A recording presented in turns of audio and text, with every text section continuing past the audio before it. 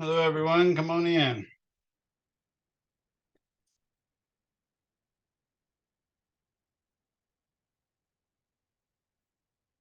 We only got a couple minutes before class starts, or a minute or so. Did anybody have any questions before we get started? Um, when is our midterm? Wednesday? Yes, your midterm will be Wednesday, right during this class period. No one has indicated to me that they can't do what I asked, so you can start up to basically about 30 minutes early. What I'm trying to do is give you, for the midterm, give you a full hour and 50 minutes to take it. And no one said that they couldn't do one or the other, and one or the other is basically showing up for an extra 30 minutes. That could be done by Wednesday, signing in 30 minutes before 5:20, or 30, or signing out 30 minutes after. Sorry about this, I'm trying to get this thing shut up. Or signing up 30 minutes after, or excuse me, finishing 30 minutes after 6:40. Yeah, that's what it would be. So you go into like 7:10. Or you can do, mix and match. You can do 15 minutes early and 15 minutes late. The main thing is I just want you to have access to 1 hour and 50 minutes to take the midterm. If we're taking it at the testing center, do I need Uh, to tell them anything specific about that? uh, did you set that up? Did you ask me to set that up, or are you thinking that's what I did for everybody? I didn't know I had to ask you to set it. I asked if that was an option. You said it was, and Yeah, I set up yeah, it is. a It's time just something already. I got to set up for you. What was your name again before I forget that? My name is AJ DiDio. I did already reserve a time, but they said the only slot for that day is 1 p.m. So I took it. Yeah, that won't be Is a that an issue? problem. Okay. Yeah, if Now, yeah, I'll have a separate test for you, so it won't be a problem for people taking it at a different time. You said this was you say Alex Didio? uh, AJ DiDio or Addison DiDio. Okay, gotcha. Okay, I'll make sure I set that up. That shouldn't be a problem. So yeah, what I set it up for is those people that don't want to go to the testing center. Basically, all you have to do is use the Respondus lockdown browser and Respondus monitor to take it. The main thing is, as long as you have an hour and 50 minutes to take it, then like I said, I can let everybody have an hour and 50 minutes. Professor, I've got a question for you. I don't Yes. remember if you said use a um like a formula sheet or if we had to Yes. derive all of our formulas. No, you're allowed to have an equation sheet. The way I work my equation sheets is basically I say any equation in the textbook that has a number associated with it. So, like if you look in chapter 5, for instance, you'll find an equation, and then to the far right, right up against the margin, there'll be a parenthesis, and it'll say 5-4 or something like that. If it's got one of those parentheses with the 5 dash such and such, then you know it's an equation that you're allowed to have on your equation sheet. Okay. I just wanted to There make are, sure. I feel like there are some like basic equations in the textbook though that don't have like the chapter number slash whatever. Like for instance, the coefficient of friction like formulas, Okay. like those ones don't have that, and I think there's a few other ones too. Fix that real quick, because I was pretty confident that was one of the cases that definitely had it. But oh, maybe I got the wrong window open here.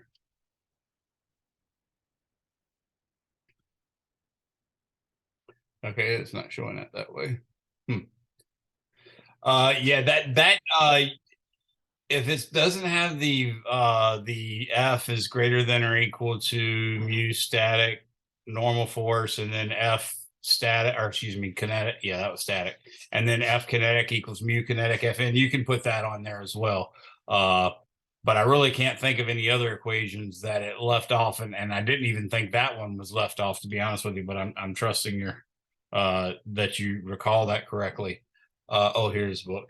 So yeah, let's look. That was probably in chapter 5. So let's look in chapter 5. Friction. There is friction. So I'm just looking up there to make sure, because yeah, stuff like that would be a real problem. I let everybody know. So I'm looking at section 5-1. Yeah, because I'm seeing Yeah, it literally 5.1 didn't- is Yeah, A, it said A, UK times nothing. acceleration wherever R. Yeah, sorry. No problem. Yeah, absolutely. Put that on there.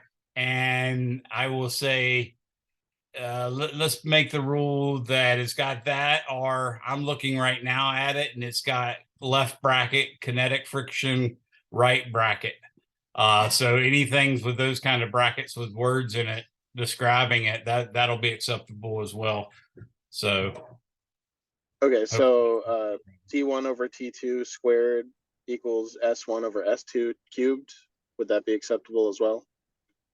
yes, absolutely. That's Kepler's third law, which I think came in chapter 6. I'm gonna check that real quick too. Grunge points, Kepler's third law. Let's see what happens with this. Yeah, I didn't even realize that one wasn't. I just sort of went on the assumption that yeah, everything was fine, but okay. I'm trying to look at this one now. Don't worry, folks, we're not wasting time. I actually chose for today. My intent was to have a question and answer session, and with a couple specific problems that I want to work for you guys. I wanted to have a question and answer session for you to prepare for your midterm. So we're not covering new material today. We're specifically going over that stuff. So yeah, I'm looking at sections and Kepler's laws. Yep. Okay, so it actually does have equation 6,6, where it's T1 squared over R1 cubed is equal to 4 pi squared over GMS. That's absolutely acceptable. And then T1 over T2 squared is equal to R1 over R2 squared. That's listed as 6-7. So that one's okay. That didn't get me in any hot trouble, hot water. So at least we got that. Okay, thank you. No problem. Thanks for asking. That was good. I'm glad you caught that. Professor, so Yes. the practice exam that you posted is only 8 questions. How many questions do you think, or is the actual final going to be? I think I made it 20. It's either 20 or 25, somewhere around there. Okay. And Be then prepared. also, There might be a question where I ask you to neatly write up, neatly work this problem out and email me your worked out problem within 15 minutes of the you closing the exam. If you're at a testing center, you just turn it into them and they can scan it and email it to me, or they can just regular mail it to me. So just be prepared. Sometimes I do that in a midterm and or final. It's just another way where I can and sometimes give you more credit for a question that really should be worth, say 20 points instead of just 5. And not only that, it eliminates the idea of it just being right because you got exactly the right multiple choice answer, and it being wrong because you made a careless mistake, but you did all the physics right. So I can give you a full amount of credit. So occasionally I put those in. So just make sure you read each question carefully and remember to do such a thing if it does ask you. I'm not saying Okay. for sure that it did, but I often do that. and then do we need to know the speed of light constant? Because there's a question I had on the practice exam where the only way, at least I knew how to solve it, was using the speed of light, and I had to look that constant up because I didn't know it. You can write that on your equation sheet if you'd like, and I would suggest it. Okay. I would suggest any constants that you've used that didn't actually appear in the practice test question. So if you used G, the gravitational, the big G, the Yeah. gravitational constant of the universe, the 6.67 times 10 to the negative 11th, I'd put that on there. You're really just not supposed to have sentences or even partial sentences. I don't care if you have a name like you have V and you just says velocity, that would be fine. But sometimes I have chucker questions that are supposed to be chucker questions where it'll say, which law is Newton's first law? And therefore, if you had Newton's first law written down, that's just like cheating. So you can't title things like that. Other than, of course, the static friction, the way that was listed was was with a title. But yeah, don't do titles like Newton's first law, Newton's second law, Newton's third law, Kepler's first law, Kepler's second law, Kepler's third law. Don't do those kind of things because that gives you an unfair advantage. Because I do expect you to know not only Newton's 3 laws of planetary motion, Newton's law of gravity, and Newton's 3 laws of physics, Newton's law of gravitation, and Kepler's 3 laws of planetary motion. Not only do I expect you to know those off the top of your head, I also expect you to know which one's the first law, which one's the second law, which one's the third law, and all that good stuff. All right, thank you. No problem. Anybody else? Professor Younger. Yes. Is it partial short answer and then partial multiple choice, or is it all multiple choice? Currently, it is all multiple choice, but again, like I said, sometimes that multiple choice still has a thing where you turn in work on it. Okay. And also for my end, for Respondus lockdown browser, I have it installed and everything, but is it like on Canvas or? Yes, so let me double check that. That's good that you asked. Yes, I have in the top left, it says lockdown browser. On the top left of your Canvas page. Also, if I go to the modules, let me double check, make sure I gave you everything you needed. In the practice test, yeah, there's a Respondus practice midterm where it says requires Respondus lockdown browser and webcam. That's the one you need to take at least once to make sure everything works. And then, like I recommend to some students, go ahead and take it the day you're going to take the exam, just in case there was a last minute update. You don't have to waste time doing that when you're actually going to take the test. So I'm in your day class technically. I'm not sure. Oh, gotcha. Yeah. Okay. Yeah, you will not be taking a Respondus test for the day class. Okay. But yeah, so you'd still be the same scenario. And in fact, I still might have the same scenario regarding turning in your work for a particular problem. So that's still fair game. How about in situations where the camera, there's a technical problem that, let's say, like a Wi-Fi just cut off, or like you did the test before, like the web, but then like in the middle of the test, it just crashed. I've never had that happen. If you do, what I would do is go ahead and shut down your computer, at bare minimum, shut down your browser, and then restart it up. But maybe even shut down your computer. Send me an email immediately. And if it happens, I might have to reschedule you, or I might have to let you try a second time. And then if it happens again, then reschedule you. But I've never had it crash during anybody's test or anything like that. I've not even had any technical difficulties where someone loses their camera. But if something like that were to happen, I might have to get you to come in to take a test at a testing center. That's the only downside. But like I said, I've got multiple sort of versions of the test where I make them equivalent in hardness as best I can.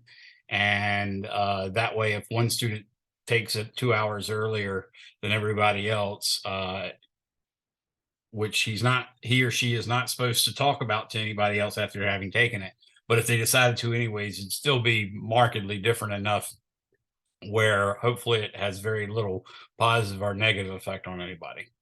So that's the main reason I try to get y'all to take it all at the same time. I have a question about the partial credit. Since you only want us to send the work in that you request for certain problems, are we not going to get partial credit for all the other problems that you don't request that? No, that's why I exclusively do multiple choice. I like multiple choice specifically because if you did it right and didn't make a careless mistake, then the answer will be there. If you made a careless mistake that's not common, there will be no answer there. So it actually gives you a little bit of feedback in real time. So I actually do like multiple choice for that reason. And that's what it will be. Okay, I was just checking. Thanks. No problem. I'm making our notebook now. Anybody else have any questions? Yes. Professor. Oh, Yes, go go ahead. for it. Um, Brianna. Yeah. I just wanted to know how many questions or how long is the test? Everybody's no one said to me that they can't stay late or start early or something like that. So you will be allowed 1 hour and 50 minutes. And it should be between 20 and 25 questions long. I can't remember exactly which one I ended up choosing, but that's what it is. Okay. Anybody else? Did I answer enough for you there, Brianne? Yes. Okay, I had a quick question, sir. go for it. So, the test will be covering chapters 1 through 7. You're not adding number 8? I am not adding number 8. That's correct. Okay. And just to clarify, the test will open on Wednesday at 5:20 p.m. and we will have an hour It and will 50 minutes to do it. actually open up on Wednesday, 30 minutes before that, maybe even slightly more than 30 minutes before that.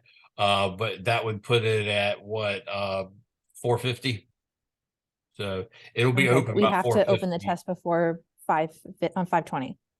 Yeah, you just want to make sure you start no later than 5:20, because the test will do a hard shutdown, and that means if you're in the middle of the test, it's going to throw you out and take your answers as they are.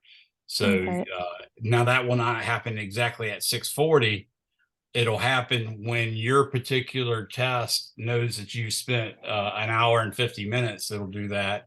I think I've got it set up where it won't. It'll just say, hey, you're running out of time. And then I take points off for you being late. But sometimes, and I haven't figured out exactly what's going on with this system, sometimes it'll let you stay and then I have to take points away. Other times it just kicks you out right at the end of the time. So I'm giving you 1 hour and 50 minutes. And if you start too late, in other words, if you start after 5:20, there's not going to be enough time. It's automatically going to kick you out because I'm only going to let it run for 30 minutes past 6:40, which would be what, 7:10? Okay. And then for the lockdown browser, before we start the test, we have to show our formula sheet to the camera and then just begin. Is there any other requirements that are needed? And it'll say this in there, but normally you can take like your laptop or your webcam or something, and it wants you to show all the places that are lungeable. That's the technical term, comes from the law as well. Anything that you can lunge to reach, you just want to show all that area, show like where your feet are or whatever, in case you got any contraband under your desk. But that's pretty much it. And then you'll pick up, you'll have your papers all laid out on the desk when you go to do the view thing, and there'll be 1 page per one. And then you'll hold up each one, turn it around backwards, hold it up, then do the next one. That way we can be sure that we saw every sheet.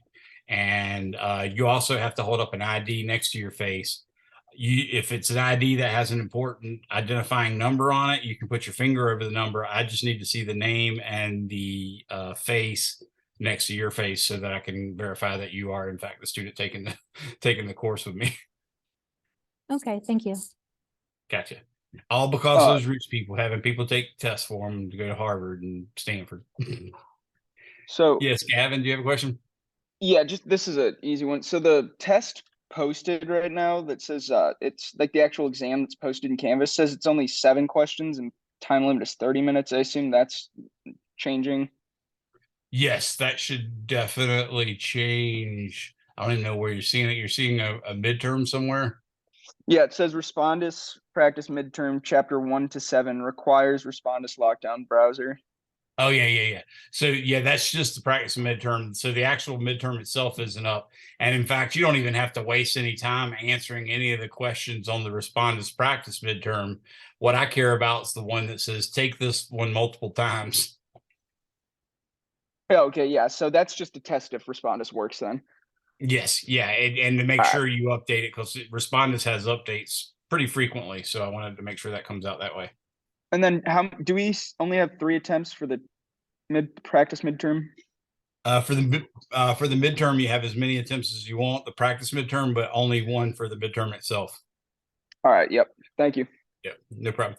Yes, And yeah, is guys, there- if y'all can, and I'm sorry for the guys reference, but basically, if you folks take that practice midterm and do it so much that maybe 3 or 4 times in a row you've gotten a score of 80 or higher and only had to look up 1 or fewer problems, then you're probably in a pretty good spot to take the midterm. If you aren't at that point, or if you haven't even taken that many, you're probably not in a good spot.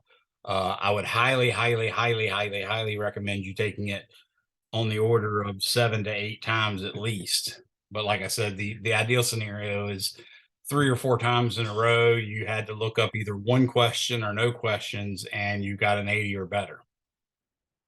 And I say 1 question you looked up for all of those trials, not 1 each trial. Professor Younger. Yes. So I know the problem like isn't going to be exactly like the one on the midterm, like numbers, all that, but how's like the problem structure compared to the midterm practice? 100% just like it. The only difference would be occasionally I'll take a multiple choice problem and I'll write some more verbiage in there to tell you to turn in the work or something like that. But it's literally the same questions. I haven't even yet added any. I allow myself up to 10 to 20% of the points on a given test to come from a source other than the ones you had access to for your practice test. I haven't even done that for the practice tests at all, and probably won't. So in principle, if you took that practice test an infinite number of times and had an infinite memory capacity, you could make a 100 just by memorizing all the questions. Cool. Thank you. No problem. Again, don't want anybody to do that, of course. I mean, if you do that, that just happens. But it's probably pretty hard for you to get the right answer if you didn't work it in the first place. So I suspect if you're getting that many right answers, you're probably doing it right. So anybody else have any questions? All right. Well, I did see a couple of problems that I definitely want to help you with. And let me start off with one that one of my students brought in today, and it was homework, and I was having a little bit of problem with doing it, and then I realized why on the way home from work today. So this will help you as well as, maybe if someone had me for lecture today, that'll help them as well. Also, be thinking or be pulling up any pictures you've taken of practice midterm questions or homework questions in case you need any help with that, because, obviously I want to help you as much as I can. I even sent out, as you probably seen, I sent out a Zoom invitation to all my classes. So at the end of this class, which is over at 6:40, the end of this class around 6:35, 6:40 is just open question and answer session for anybody that shows up, no matter what lecture or what class they're in. All right, so let me share my screen real quick, hopefully. There you go. Looks like it's letting me so far. That's a good sign. No, it's doing a stupid download thing again. I swear, like once a week, it says you've got to download this plugin. I already have this plugin. I'm hoping it's maybe they're updating it so it's more secure. I'll take that. Yes, it's now working. Cool. Okay, so your book did and your homework did this neat problem, and basically what it is let me do something other than green. Okay, so you have a ceiling.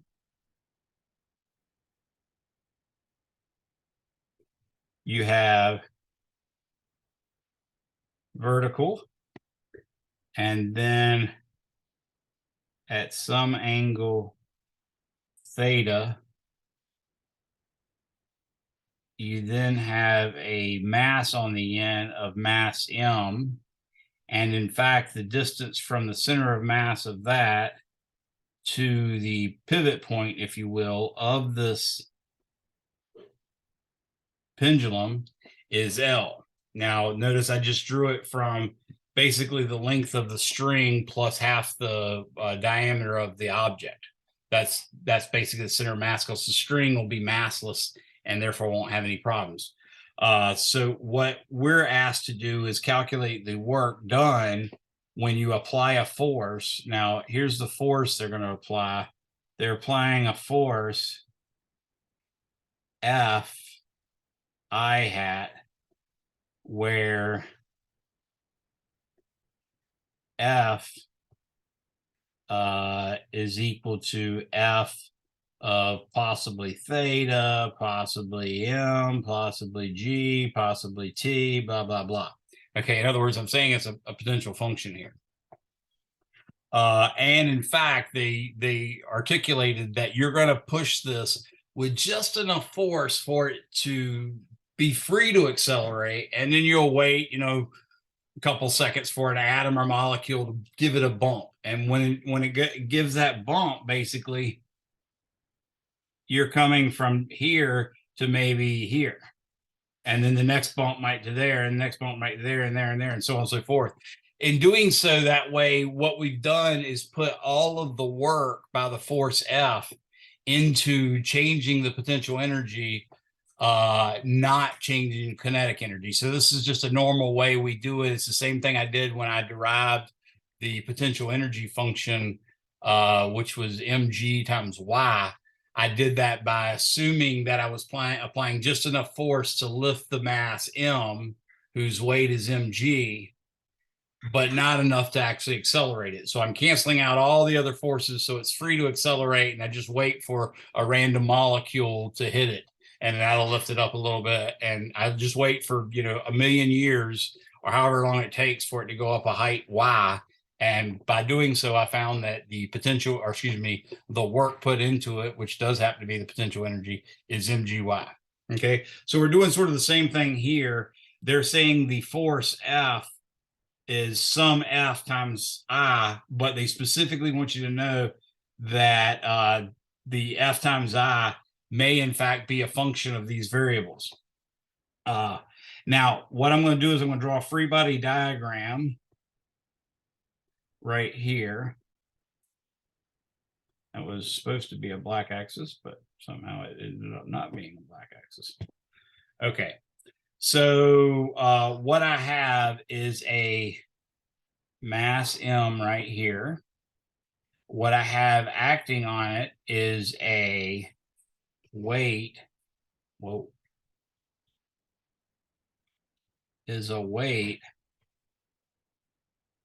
mg downward. And now I'm going to use this dotted line to represent the angle at which the string is leaning. Okay, so in this case, I am going to in fact have a vector that's not along either of the axes, so I'm going to draw it in green. And in fact, that vector is the tension in the rope. And if you look at it, like with respect to this, you can see that's the green, or excuse me, that is another vertical. And because you can sort of look at the black dashed line and the green dashed line, you can sort of look at them as train tracks. And when they're parallel, train tracks having a piece of rebar over them have what we call alternate interior angles are equal. Okay, so I just use this analogy of a train track that gives me two lines that are parallel. And then if I lay a piece of rebar across it, then that can be something that can break it up into angles. And there's basically 3 or 4 geometry rules that you're expected to know. And I'm going to cover them right now just because I did that in class earlier, and I realized a lot of people hadn't had the advantage of knowing this. So let me do it right now just for completeness. Now, the rule is these two parallel lines, in fact, have to be perfectly parallel, or all the stuff I'm getting ready to say doesn't work. What I'm going to do is I'm going to draw now like a piece of rebar going across the two. The way we'd indicate in math class that this is in fact two parallel lines is just by drawing those arrows on it like that.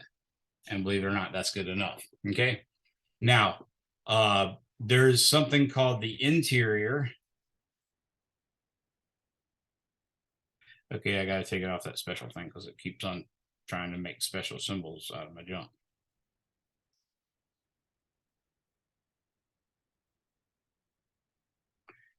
And I don't know why I drew it in there. And then out here is exterior. And out here is exterior as well.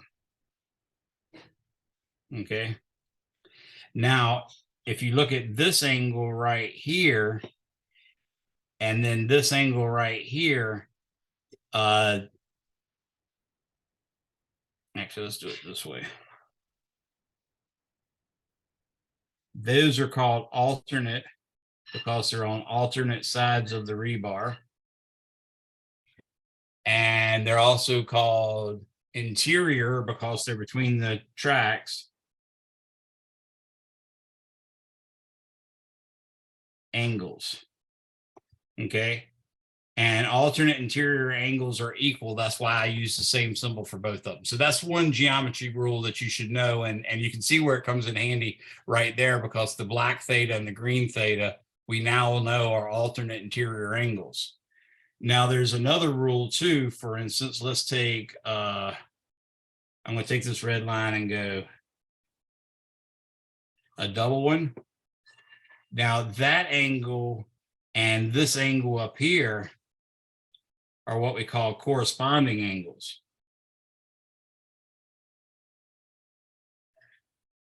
And it means they're really just in the corresponding symmetric space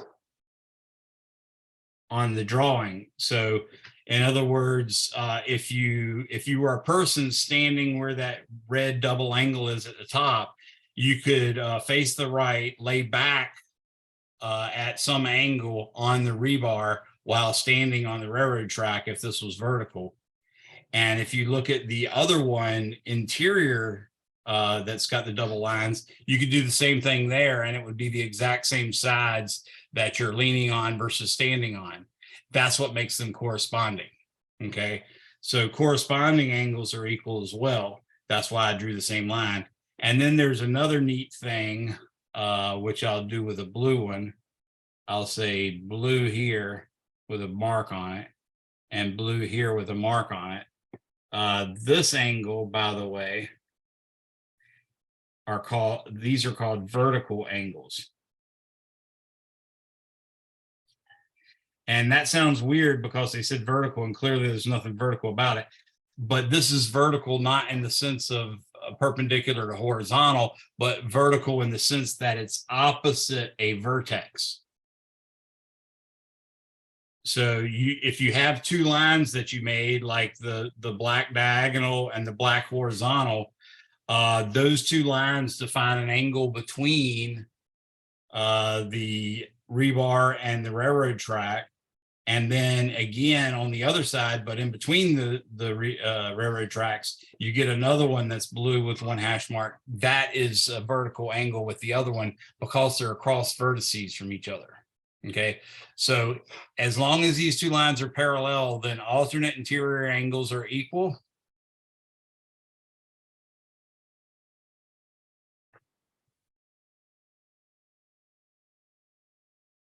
So equal if parallel, corresponding angles are equal if parallel, and actually vertical angles are always equal, period. Okay, so anytime you take a line and a line, that means this angle and this angle are equal, and then this angle and this angle are also equal. So that's pretty much all the geometry you need for this course and the 242 course, in case you're a little bit rusty on your geometry or never had geometry like me. I never got to go to geometry when I was in high school because I was a deadbeat who didn't make it that far. I didn't start liking math until halfway, well, a good quarter of the way through my senior year of high school. All right, so now that we got that, I know that this angle right here, let's get back on my green for a second. This angle right here is theta, okay? So that tells me I have a vertical component of the tension right here. That's T sub y is equal to T cosine theta. And I also have, using black for the negative direction, I also have T sub x is equal to T sine theta. Of course, that's in the negative direction. So when I write Newton's second laws, I got to take that into account. Now, ultimately, I'm also going to have one more force acting on it. And this force is going to be right here. And this force is F times I hat. That's the force I was telling you about earlier, this guy, which is this guy. Okay. Now, again, I'm imagining this being always in equilibrium so that we don't get any actual change in velocity. We're just wanting all the work to go into moving this thing to a higher potential energy. And the question is, what is W due to F? And then you can also do the second part, which is what is W due to mg? You can work that out as well. But I'm just doing the F part right now. Okay. So at equilibrium. So I have a question. Yeah, go ahead. So are we ignoring drag? Yes, we're definitely ignoring that. And in fact, this is a very slow process. We're not going to have any drag forces. All the forces acting are the ones shown. Okay. Okay. So now I'm going to take the summation of the forces in the y direction equals mass times acceleration in the y direction. And what I'm going to do is I'm going to assume that this force was just big enough to make that acceleration 0. And that's how we're keeping the equilibrium, because it's literally just enough to make it in equilibrium so that a molecule is going to bounce against it and make it go up. Okay. So in this case, in the y direction, we got T cosine theta is positive. And we got minus mg, that's because that's pointing down, and all that equals 0. So we can immediately see that equation 1 is T is equal to mg over cosine theta. That's lucky because we're pretending we know m and g and theta. So we've got a closed expression for the actual tension in the string. That's good. Now we've got to do the same thing for the summation of the forces in the x direction equals mass times acceleration in the x direction. Again, I'm letting the acceleration be 0. But in this case, we have F pointing in the positive direction. And then we have minus T sine theta, like that. And in fact, that's all the forces acting in the horizontal direction. So I set that equal to 0. And now I can see that equation 2 says F is equal to T sine theta. But if I plug in equation 1, then I get F is equal to mg. Now remember, the T is mg over cosine theta. So now I'm going to get sine theta over cosine theta, which is Tangent. exactly. So we luck out and get tangent theta. That's the actual force F as a function of angle. So that F was in fact a function. You can see it depends on T and G, but they're not really variables, but that's the main thing. So that's the force, and that's the force whose work we want to calculate. So work is equal to the integral of F dot dl. I've talked to you about this being a line integral and all that stuff. And the fact that a dot product's in there just tells us, hey, I need to find the component of the force that is parallel to the displacement. And in this case, the force is purely acting in the x direction, as we see from that I just circled there. So I only need the component of the motion in the x direction. Now, if we look at that diagram one more time, up close, what we're going to see is this is our mass, say. Professor, sorry to interrupt you, but so where you have on equation 2, where did the mg come from? Again, on the right-hand side. Okay, so equation 2, basically what I did was I took equation 1, which is T is equal to mg over cosine theta, and I plugged that in. Okay. So this T becomes an mg on top and a cosine theta below. Okay. Tricky, ain't it? Okay, when I look at this, what I realize is, okay, there's that mass, and in fact, the string is going off this way, but in fact, the motion,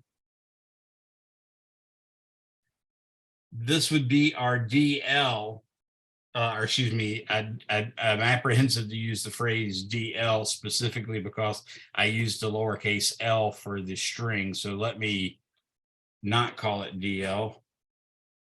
Let me call it dr. Okay.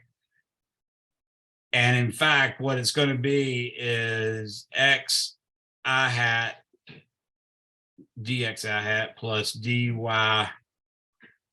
j hat, something like that. Now, in principle, what you'd want to do is get an expression for y as a function of x for the path it's traveling on.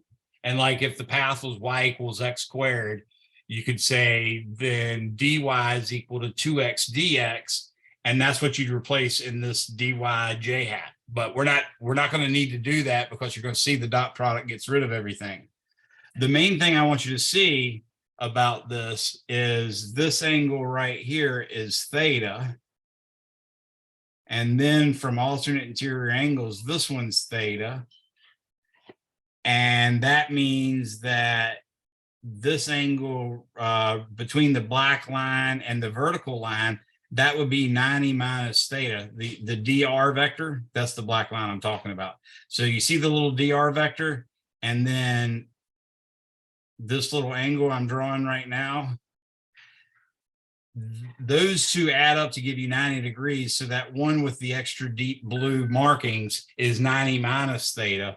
But notice the blue line's vertical and the blue line's other blue line's horizontal. So that means this angle is also theta. So when I go to do my work, or excuse me, when I go to calculate the work done,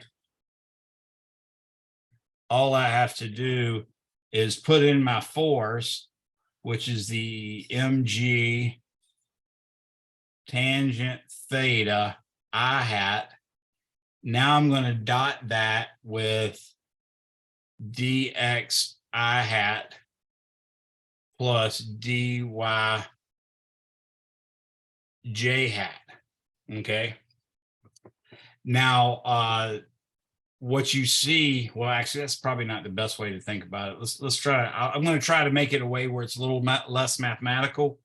So what I want you to do is think about the dot product A dot B is equal to the magnitude of A times the magnitude of B times the cosine of the angle between them when they're tail to tail. So if A is like this, theta would be there and B would be there.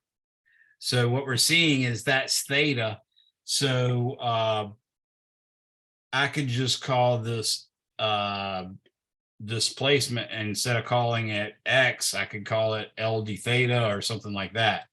So now I'm going to say work is equal to the integral of mg tangent theta. So notice that's the magnitude. So that's like A dot B equals A times B times cosine theta. There's the A.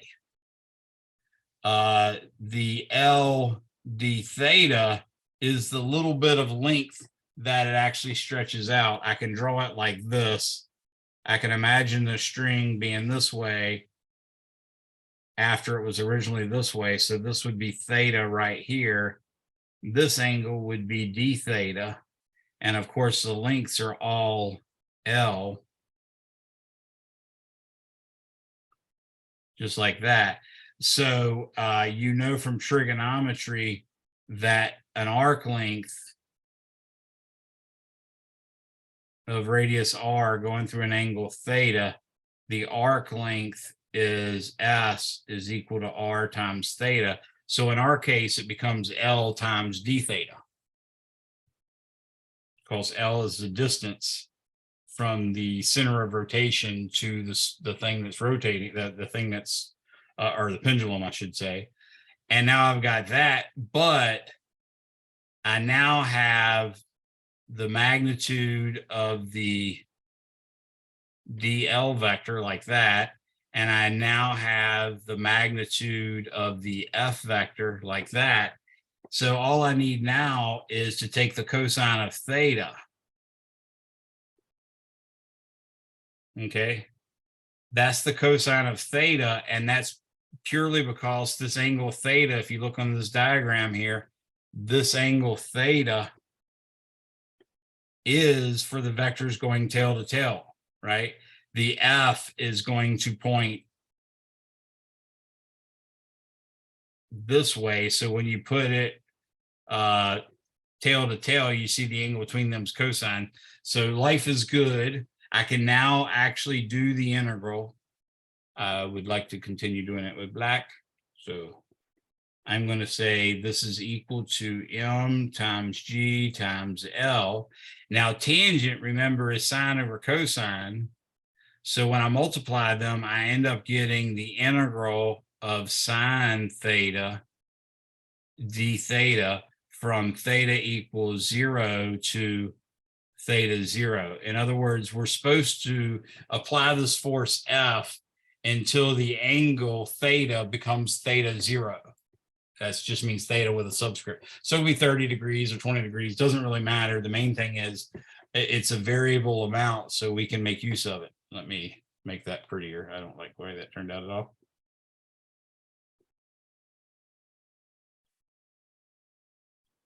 Okay. So what we know is the derivative of cosine is negative sine. So I'm going to write this as negative mgl times cosine theta 0 minus cosine 0. Okay. So cosine of 0 is 1. I can flip the order of that subtraction and ultimately get that the work is equal to m times g times L times 1 minus cosine theta 0. And that's actually the right answer.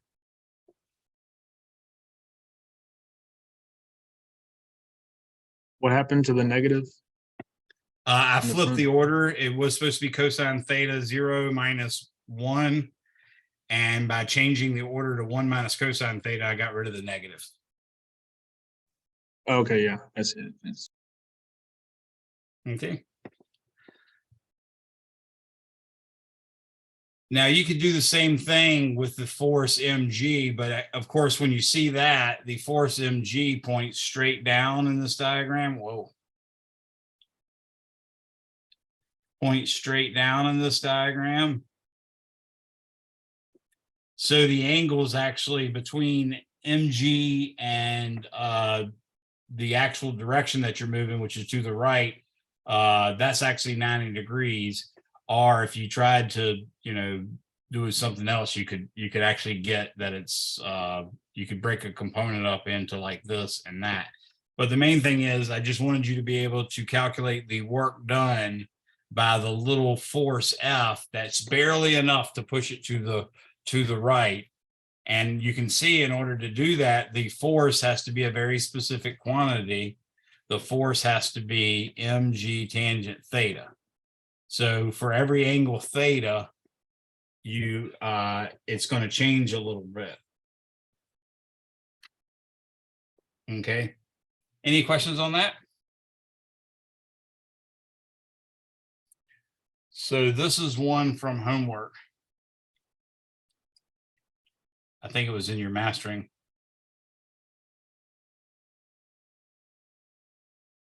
And I want to say it's chapter 7. Yeah, it should be chapter 7. So anyways, that is very much a relevant question, of course. I doubt I would put this on a final, but I certainly would put you using an integral to calculate work done. I certainly would put that on the final, just maybe not this complicated of one. And this one's not really that complicated, it just took so many steps. If you don't realize the easiest way to integrate that, as I finally found on my way home, then you're not going to get it. So I just figured I'd go ahead and do it once so y'all can see. Now, there's another question. Well, first off, before I go to the next question, anybody have any questions? Go for it. Yeah, so I don't know, maybe it was a fluke. But I remember doing that problem in the homework, and I remember just figuring out that the height was equal to L minus L cosine theta, and just multiplying that by mg, because it would only have whatever potential energy it had, and that would be mg times the height, right? That's exactly right. And that's wonderful. This is the kind of thing that you want to do as a scientist or an engineer. You want to look and see if there aren't other ways to go about making a certain calculation. And the more ways you do it that give you the exact same answer, the more confident you are that that's the right answer. What the author intended here was basically the process I went through, which was the work, calculating the work with an integral. But you're absolutely right. We know that the work, since we're not changing speed, has to go into increasing the potential energy. And if you call the bottom of the pendulum, when the pendulum angle is 0, if you call that a height of y equals 0, then you can see that basically you're going to get the height to be L times 1 minus cosine theta. And yeah, that would give you exactly the same answer. So good job. Any other questions? Anybody have a specific question you've wondered about regarding any of the homework or practice tests?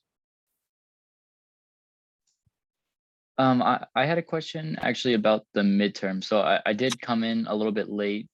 Sorry about that. But I was wondering if you said we were allowed to use a note sheet for our midterm, like if we had like a cheat sheet we could use. Yeah, and any number of pages, I don't really care. The main thing is each equation has to have come from your book, and it'll have in the book, if it's eligible, it'll have a left parenthesis followed by like 5-3 and then a right parenthesis. Those are automatically allowed.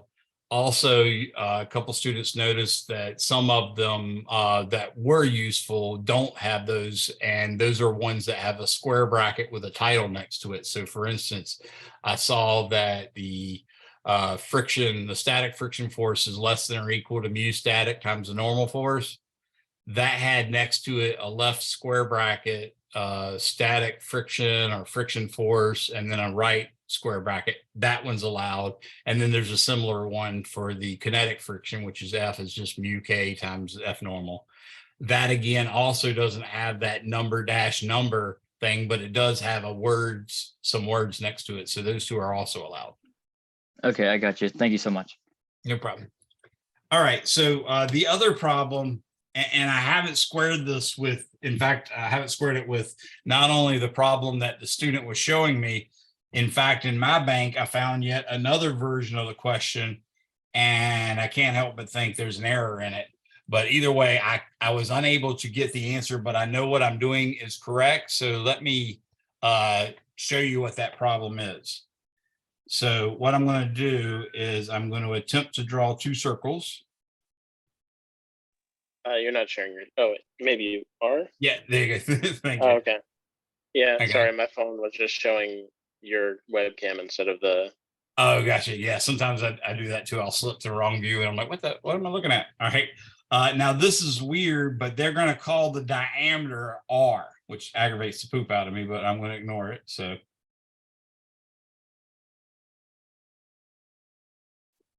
Okay.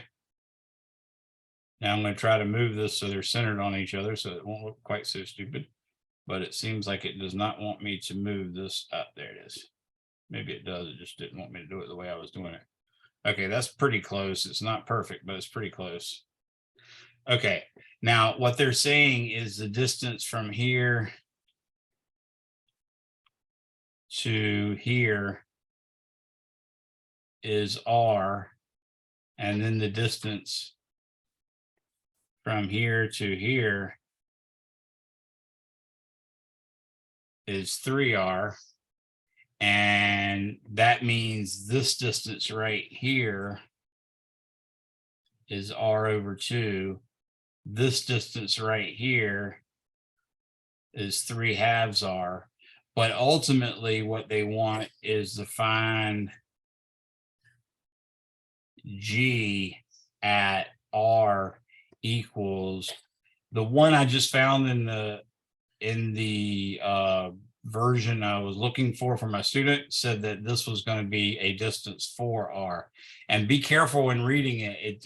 It literally says the diameter is R. And this is supposed to be a spherical shell, meaning the inner sphere is spherical. So these are not circles, they're spheres, but that inner sphere is actually empty. And the outer sphere is the outer edge of the spherical shell. So it's a thick spherical shell, basically. The inner hollow part has a radius R over 2, and the outer part has a radius of 3/2 R. Okay.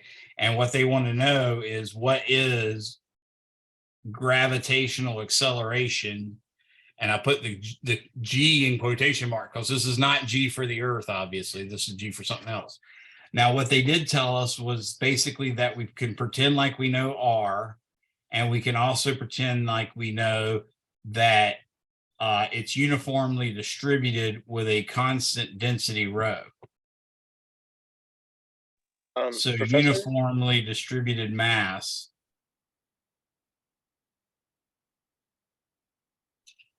And what they want to know is basically using Newton's law of gravity, figure out exactly what is the gravitational acceleration at that particular location, which is out a distance 4R from the center. So what gives us G is we realize Newton's second law, or excuse me, Newton's second law, when you apply it for an object, say falling, then what you find out is that the very weight we're used to calculating, M times G, is due to the gravity. So you end up getting something like G times the mass of the planet times the mass of the doohickey that you're studying. Fancy word there, doohickey. That's going to be on your vocabulary test. No, I'm just joking. R squared, that's Newton's law of gravity. That's the only force that should be acting on something that we're dealing with here. Now, in this case, when I say the planet, I mean the spherical shell.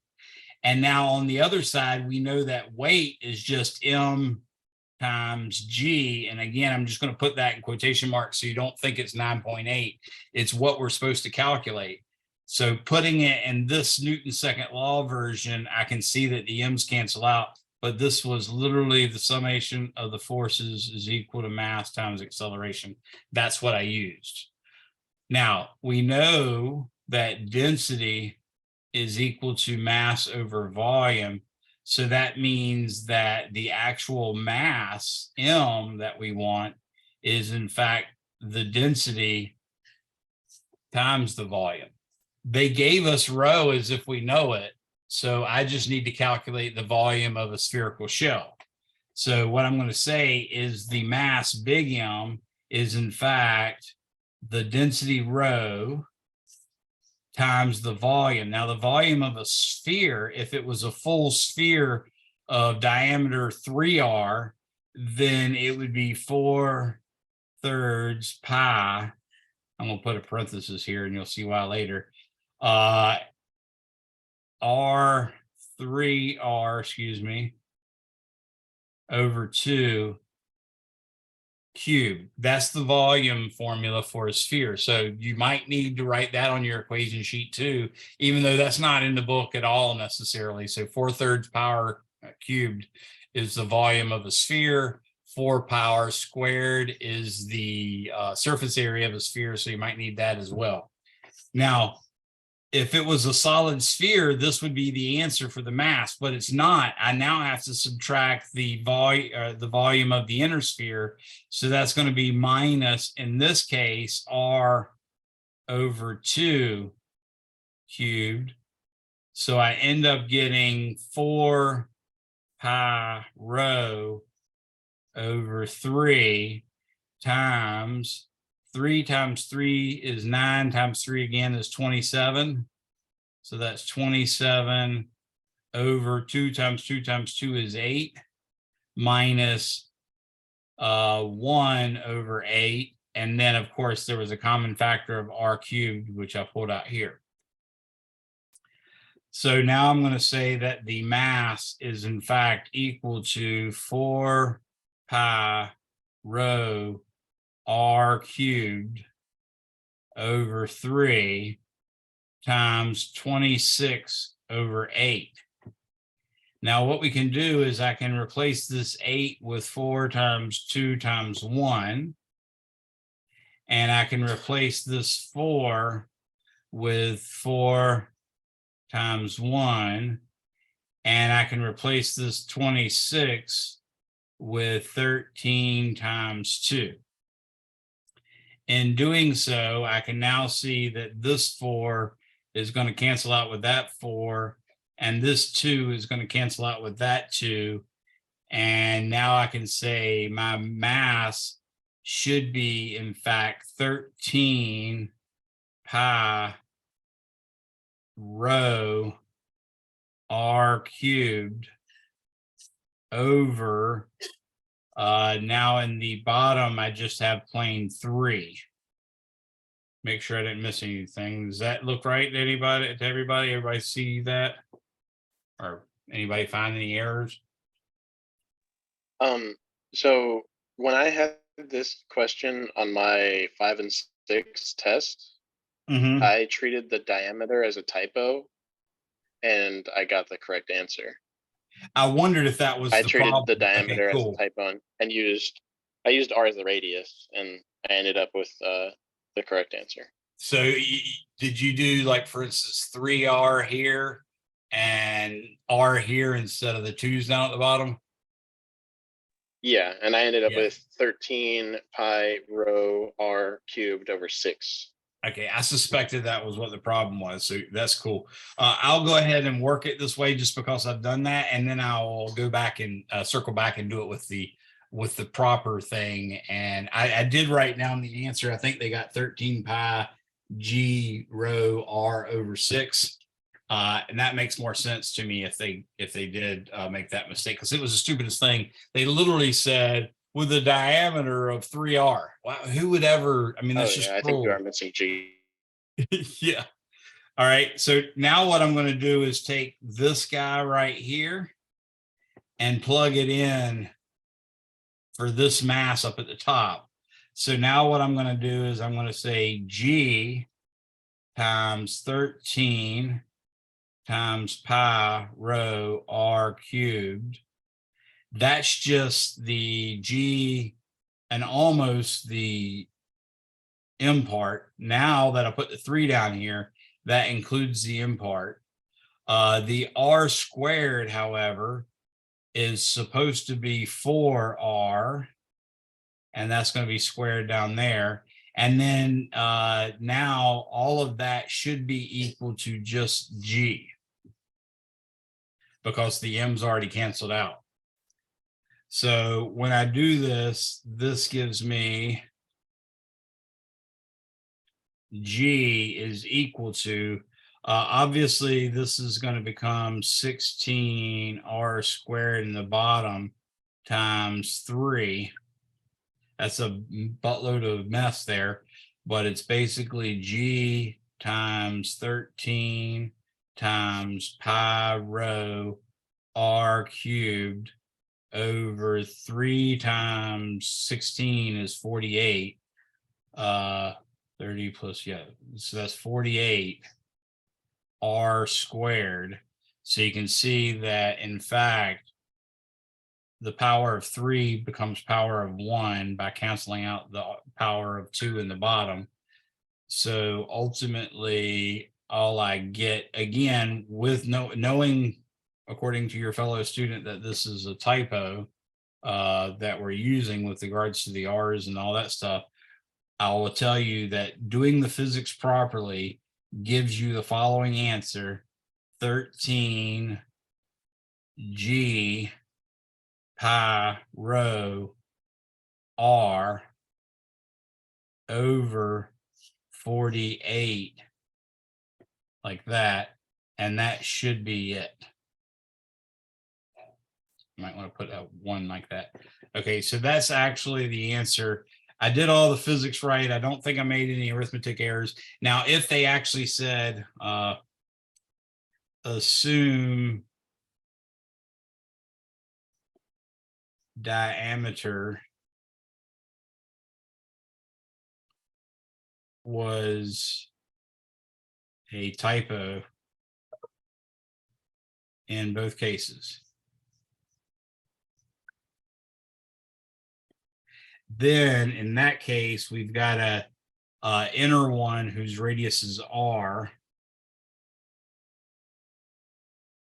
and we've got an outer one whose radius is 3R.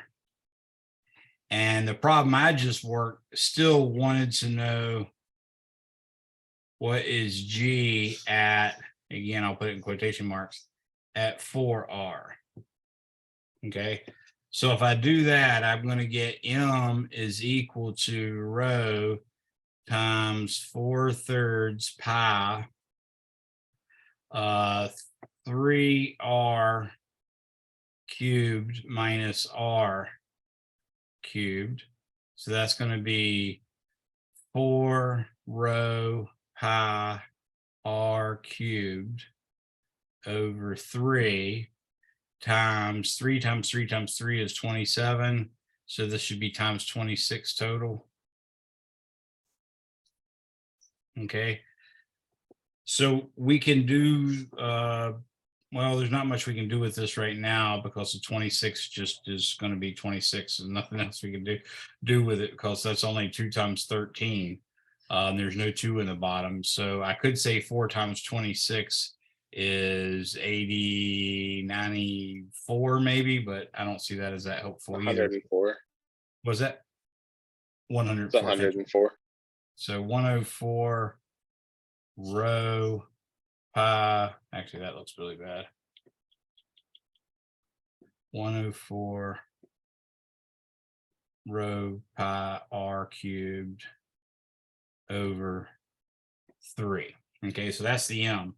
Now I'm going to say G times 104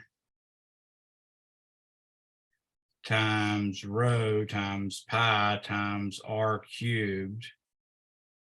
I've already canceled out the little m, but now I've got to take the 4R in the bottom and square it, and that will be equal to, again, that G. So in this case, the G is going to be, I've got 104 could be 4 times 5 times 5. I think you were missing the So 3 in the 6. bottom on the last Oh, part. thank you. Yes, I left out that 3. That's great. Thank you. Appreciate that.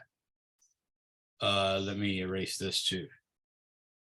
So 104 is going to be 4 times 5 times 6, right? Which is 2 times 3. So let's see, 2 times 3 is 6 times 5 is 30 times 4 is 1. Nope, that's not it. I was trying to do 4, which goes in, it should be 26 times. That's what it is. Oops.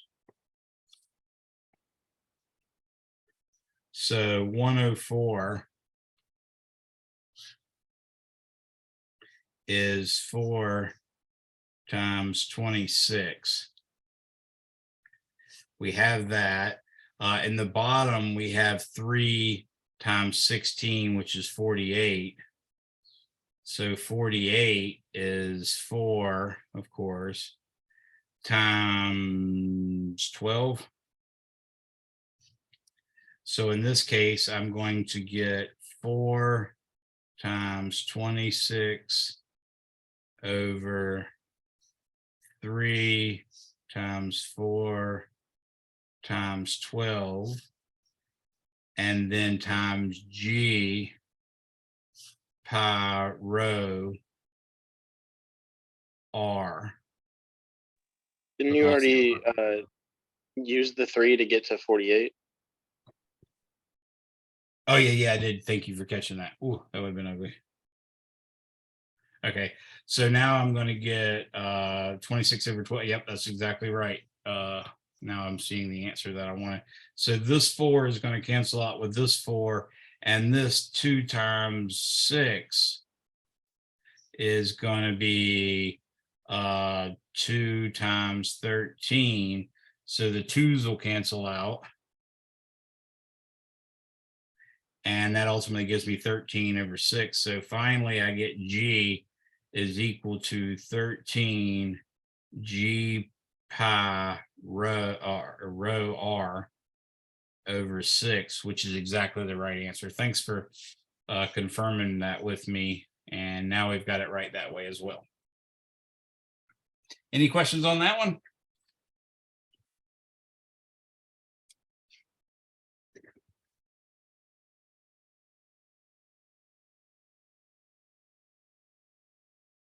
Okay, any questions on any other problems, homework, or anything you've run into that you could need help with? Not with any homework problems, but Mhm. I did have a question based off of a question that someone asked earlier. Okay. When you said you can only use the formulas from the textbook. Mhm. So we can't use any formulas that we've like manipulated. You can't put them on your equation sheet, but you can rediscover them during your class. So for instance, if you happen to have worked out the projectile motion problems for the range and max height and hang time and all that stuff, if you happen to derive all that, then chances are you probably have some of those formulas memorized. You're not allowed to put them on the equation sheet, but you can certainly write them on your paper once you get to class, because I mean, get started on your test, because, you know, once we've seen the equation sheet, what you put on it after the fact doesn't matter. Okay. Okay. Anything else? I have a question. Can I share my screen, please? Yes, let me put it on that. And actually, I'm going to take a second. Let me do stop share. And I am going to multiple participant screen share like that. Okay, hold on a second. I'll be right back. My dog's getting ready to knock something over. Hold on just a second.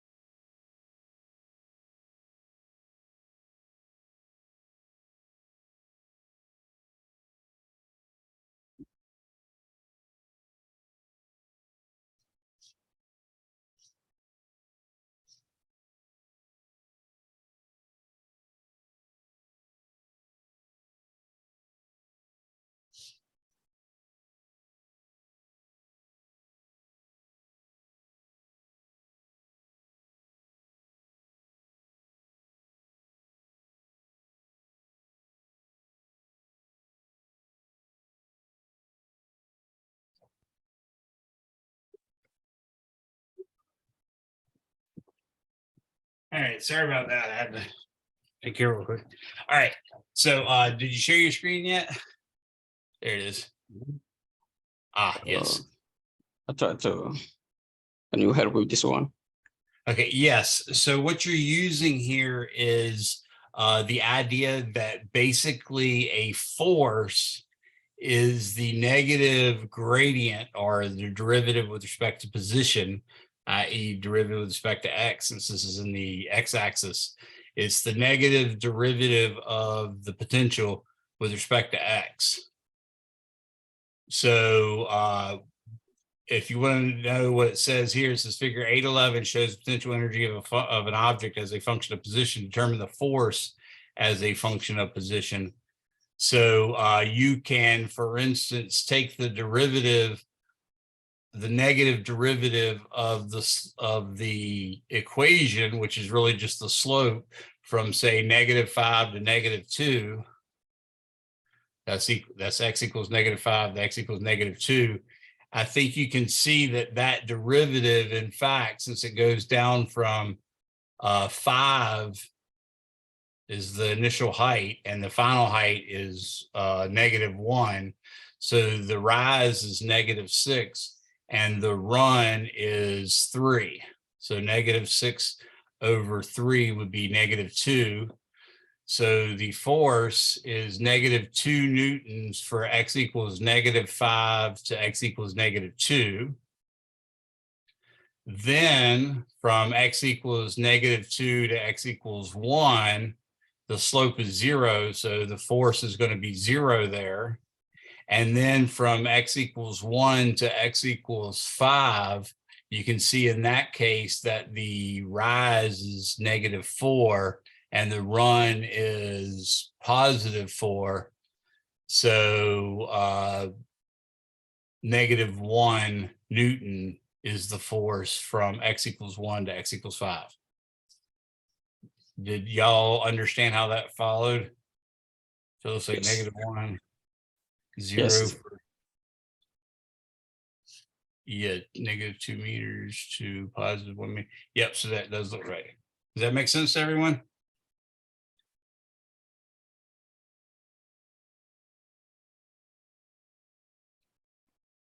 That is a pretty good problem. Anybody else have another one?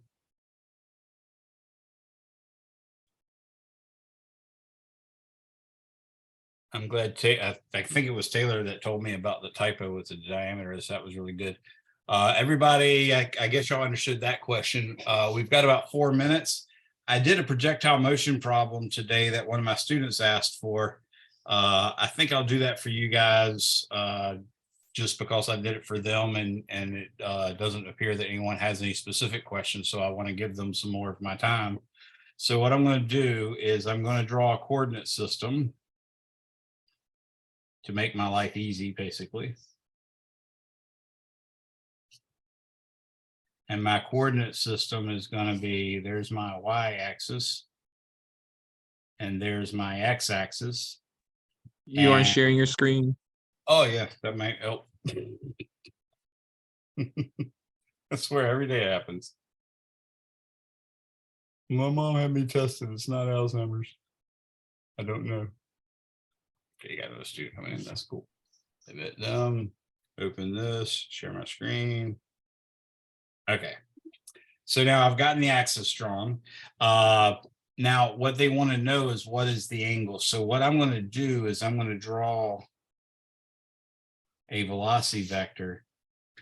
V0's magnitude is 20.0 meters per second, and it's at an angle theta, which is what we want to know.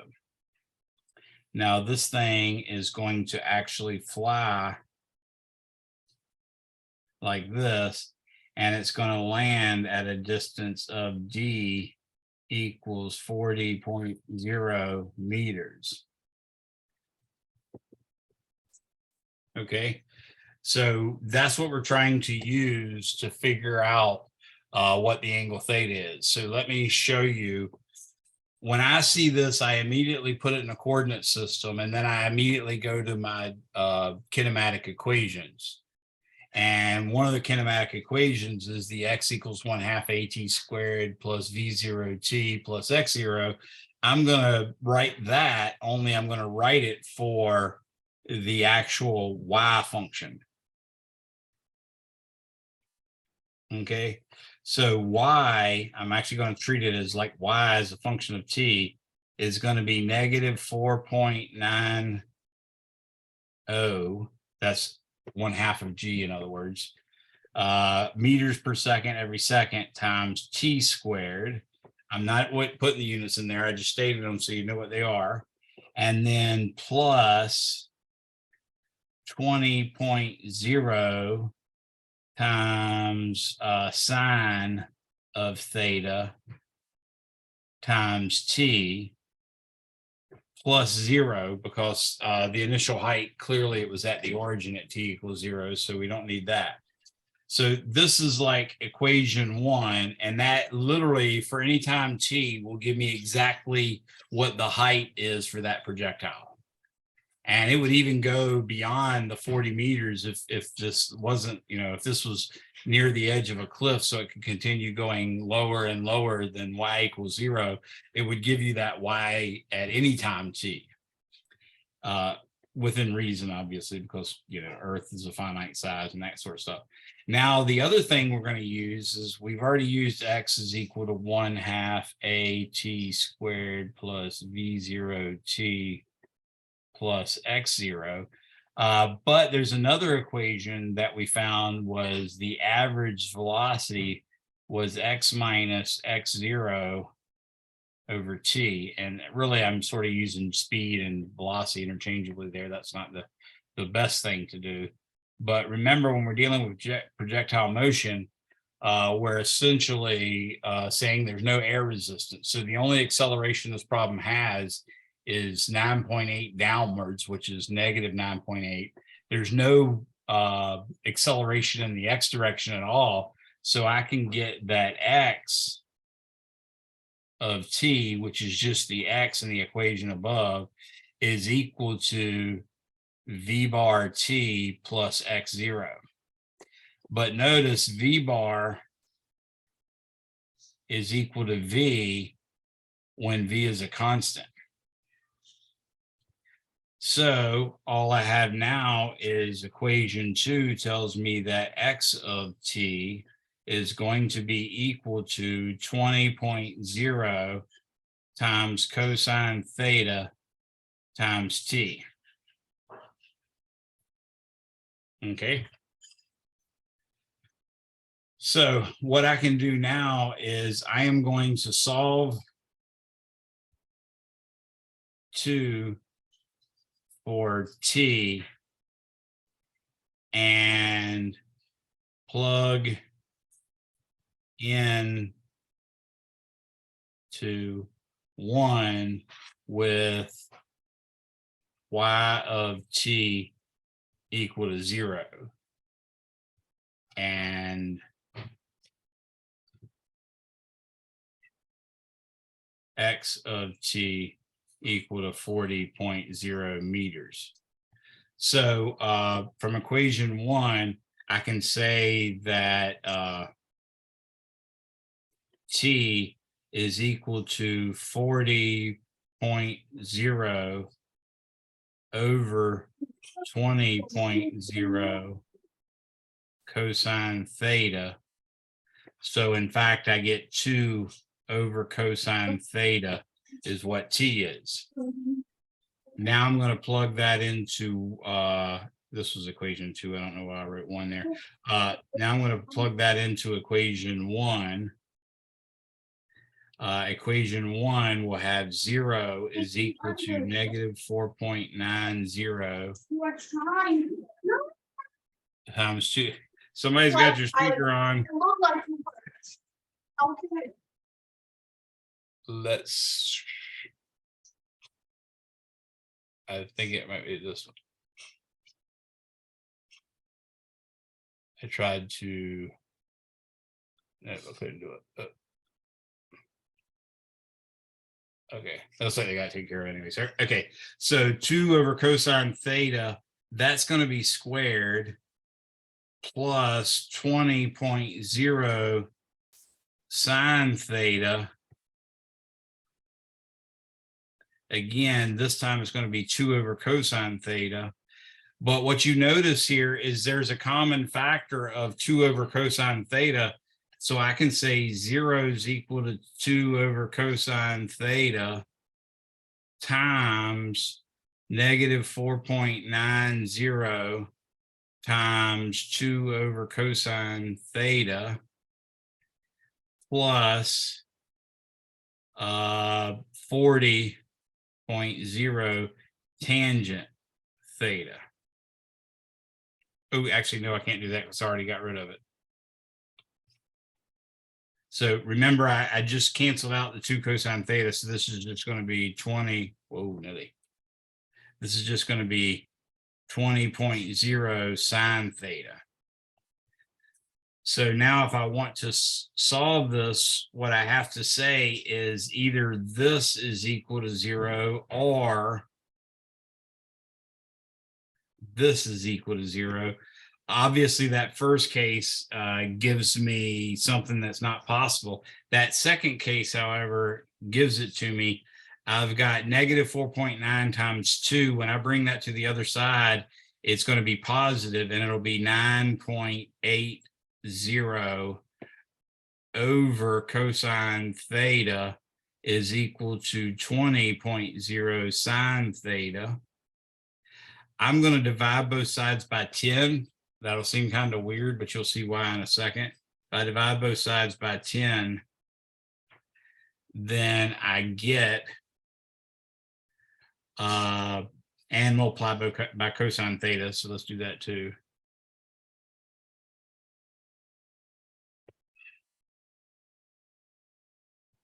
Okay, so I'm multiplying by cosine theta and dividing by 10. What I'll get is 0.980 is equal to 2 sine theta cosine theta. Now, I happen to know a trig identity that 2 sine theta cosine theta is in fact sine of 2 theta. So I can say 0.980 is equal to the sine of 2 theta. So 2 theta is in fact equal to the inverse sine of 0.980. And ultimately, I think this gives us pretty close to 37 degrees. Theta is equal to, I'm going to do now inverse sine. I don't know what happened there. Inverse sine 0.98. That gives me 78.52. And then I'm going to divide it by 2. And that gives me 39.26. Whoa. Whoa, I don't know what happened. Okay. That gives me 39.26 degrees. And that is actually the answer. Now, be advised, if you weren't actually cognizant enough to know that trig identity, this would be very scary to try to solve this equation. 9.8 over cosine theta equals 20 sine theta. But all you really would have to do is you could get the sine and cosine on one side. So here's an alternative. Obviously, everybody, time was up a while ago. I know you heard the alarm, so that's why I didn't even bother to say anything. I would basically take and divide both sides by 20, say from the blue version I just had. And when you divide 9.8 by 20, you get 0.490 is equal to sine theta cosine theta. So what I told my students they could do is they could actually graph y equals sine theta cosine theta on your graphing calculator or even in Desmos if you're not on a test. And then you graph y equals 0.490 and you just look where those two graphs hit each other. And actually a student did it in real time with his graphing calculator, and he could estimate it without any trouble. He could estimate it to be about 38.9 degrees. So he was pretty close to begin with on that, but you could get even finer if you use the table or you use trace mode or any of that kind of stuff. So hopefully this review sort of helped you. Everybody, of course, like I said, is already free to go, but you also have plenty of time now to ask me questions if you want. Well, I know some of you have lab. No, is y'all's lab today or Wednesday? It's We have today. that. Okay. Well, yeah, I completely understand if you want to go to lab, go ahead and do that. Have fun. But also tomorrow at the exact same time, I'll be having a class tomorrow and Thursday. Thursday won't help you, but tomorrow I'm having a class. So if you guys need help beyond that, I'm going to send that invitation out as well. So you can attend that Zoom, maybe show up at like 6:35 and then you can get your questions at the end of class. Have a good one, everybody. Professor, I did want to bring up a concern I had. Okay, go for it. I was doing the practice midterm, and there's a couple questions where I feel like I definitely got the right answer, but it said it was wrong. One was like obvious; it was about like significant figures. Was now, it like a my concern is 526,000 or something like that? Yeah. Now my concern is that going to be? Is this like the same answer key for the actual test? So yes, and let me explain with that particular problem in particular. There was one that said 526,000 or something like that number, and it asked you how many sig figs there were. Those are questions that came from your textbook author. Me and what I taught you would tell you that's 3 sig figs. If they put, according to my rule, if they put a dot after the last zero, meaning a decimal, and then the question mark, then that would make 6 sig figs. But the way your book is arguing is that number should be ambiguous as to how many sig figs it has. So that's what's going on with that one. As you can probably guess, I'm going to try to stay away from that on your actual test. Okay. Well, 6 was actually wrong too on that. I got that question twice. I answered 3, got it wrong, answered 6, got it wrong. So I don't know what they wanted. But yeah, that's what I was just saying. The answer is ambiguous. That's literally one of the choices is it's ambiguous or ambiguous. Oh, okay. Okay, so that's if I see that, that's what I should put. Yeah, that's the right answer. If you have any string of zeros after it, your textbook author is arguing that that's ambiguous. I gave you a set rule that it's a little more solid. But yeah, I wouldn't, I'm going to try to avoid having a question like that either way. But just to tell you, any of these questions that were made up by the author, it expects you to be doing what the author does, which is calling that ambiguous. Okay. And then I had a problem with another question that involved something, I think it was a car on a plane and friction. And again, I feel like I did it the correct way and it kept saying it was wrong. I got it a couple times and was this a car I tried on different an ways, incline? got different answers. What's that?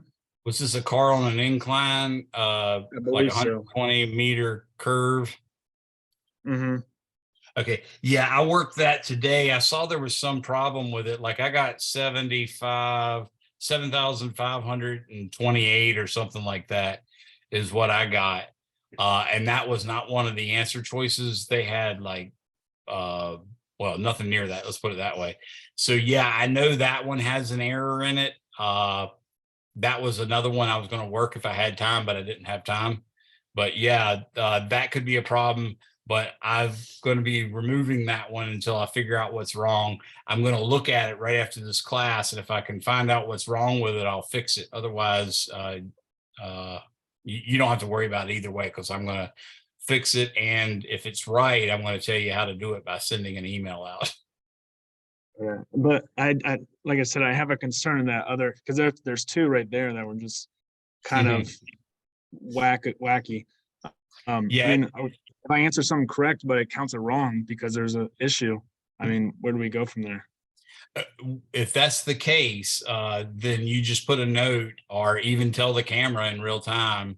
If you're taking it online, just tell the camera in real time, hey, I'm on problem such and such. This answer is wrong. The closest answer is this, so I'll put that. And then send me an email as soon as class is over and let me know exactly what question number it is and what happened, and I'll check it and I'll give you full credit. I'll fix that if any of those pop up like that. Okay. Thank you very much. No problem. Yeah, I'm sorry about that. Not all of them are 100% correct. Obviously, there's been some mistakes, but we'll get through it. Anyone else? Yeah, Professor Younger. Yeah. Is there any way that I could take it on Respondus lockdown since I'm like technically in the day class? Because I don't know if I would be available. Yeah, that's fine. I'll have to make up one for you. Yeah,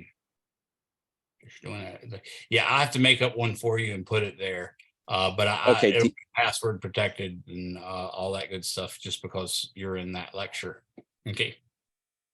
Okay, yeah, that's no worries. Do you also mind doing like the practice midterm one, same thing as the night class? Because I just want to make sure I have everything hooked up because it's my first time using lockdown browser and monitor and stuff. So I just want to make sure everything's like right. Gotcha. I put your name down. I'll try to copy that one straight from my other class and put that in your class too. Okay, thank you so much. I really appreciate the accommodation you're allowing me to do. It's a really big help. I try to work with my students. We all have life issues. You sure do. You sure do. Also my lab grade, no rush with that, but it shows that I have a -5. I'm not really stressed about it. Yeah, every time I go and change it, and then immediately the next lab starts. So I go back down. Yeah. So by the end of the semester, you'll have it back to 100 unless you actually miss one. And actually, you'd have to probably miss 2 because I'm giving you a buffer because you attended one lab that my class didn't. Oh, okay, nice. Yeah. Yeah, I'm not worried about it. I'll like email you or something or remind you at the very end of the semester. I won't like bug you every single class. Yeah, that's cool. Yeah, just do that at the end of the semester. If it looks like I forgot to take your 95 off, let me know. Okay, yeah, awesome. Thank you so much, Professor Younger. You're welcome. Anybody else, George or Carter or Antoine? So I have a question. So it's about the midterm. Would it be too late if I got set up at the testing center, or No, would I it be? can hook you up with that. What was your last name, George? I know I saw you today. It's Walker. Yeah, Walker. That's it. So would it be would it be simpler to go to the testing center? It might be easier for you. I actually like the environment of the testing center and all that good stuff. Just some people just aren't that close to campus or don't want to come on campus. I got one person that's got some medical conditions. They don't want to interact with people in any way because of their medical conditions and the potential COVID and whatnot. So yeah, it's certainly fine. I'll hook you up. You're normally meeting this class, so it'll be Wednesday. Any day, anytime during Wednesday that they have available, I'll let you. In fact, I might even allow you Wednesday and Thursday just in case you can't fit in their hours. Okay. So is that something you would let me know on? Yeah. So your job, well, I will set it up tonight or first thing in the morning with the testing center. And basically they'll get an email. You just have to call the testing center and see what you need. Like they normally need you to have a photo ID. You can bring the equation sheet that I told you about and that sort of stuff. But you need to find out, hey, what's your hours and how late am I allowed to start a test? My instructor gave me 1 hour and 50 minutes. I don't mind if you're willing to, start. Like sometimes I have a rule, if your test is 1 hour and 50 minutes is what you're allotted, they won't let you start a test any later than 2.5 hours before they close. If that's such a situation, you don't think it's really going to take you a full 1 hour and 50, you can elect, if they'll let you, you can elect to take a shorter amount of time. But that's the kind of stuff you need to know about. So I'll have to call them to tell them when I could start. Yeah, or find out testing. if you need an appointment or that kind of stuff. And if you do need an appointment, you want to go ahead and make that. If you don't need an appointment, then maybe you can luckily just show up. Okay. So, okay. Maybe I'll just stick to the lockdown browser. We'll see. So I just have to, how do I contact them? Is there like a You number? just look on the TCC page, do a search for testing, TESTING, and it should pull up a number. Actually, I might even be able to do it in real time while you're talking to me. Testing. Whoa, wrong keyboard.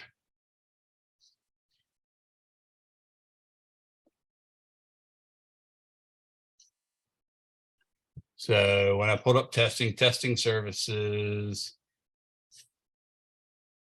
yeah, it came up testing services. It has related articles. It has testing center hours and locations.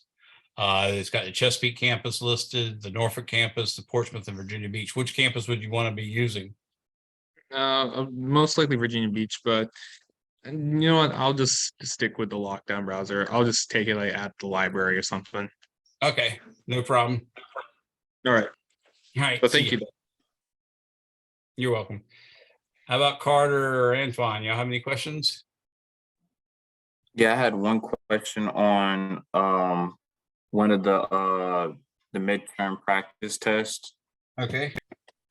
Can I share my screen for this? Yes, go for it. Okay.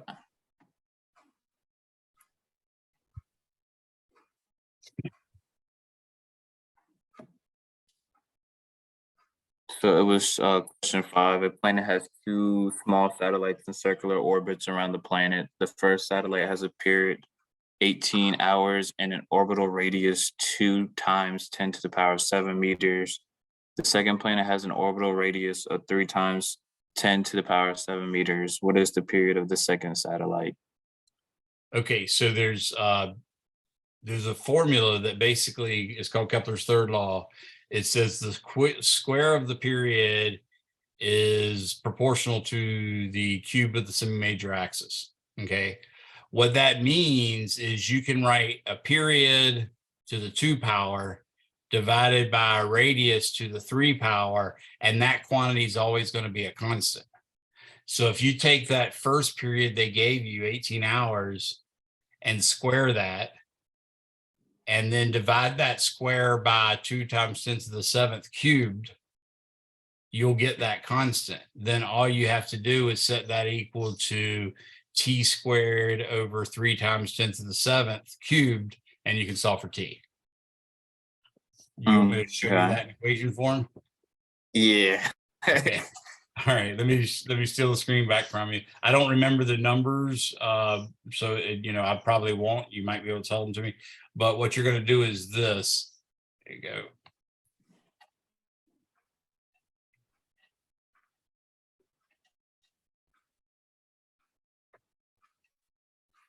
Okay, so according to Kepler's third law, you can write T1 squared over R1 cubed is equal to T2 squared over R2 cubed. So you were given this, that was 18 hours. You were given this, I think that was 2 times 10 to the 7th. Yeah. And I think they gave you this one. I think that was 3 times 10 to the 7th meter, maybe. Yep. Okay, so you've got everything except for that T2. Now you can just say T2 is equal to the square root of, what you're going to do is say T1 squared times R2 over R1 cubed. And that'll give you the period. Okay.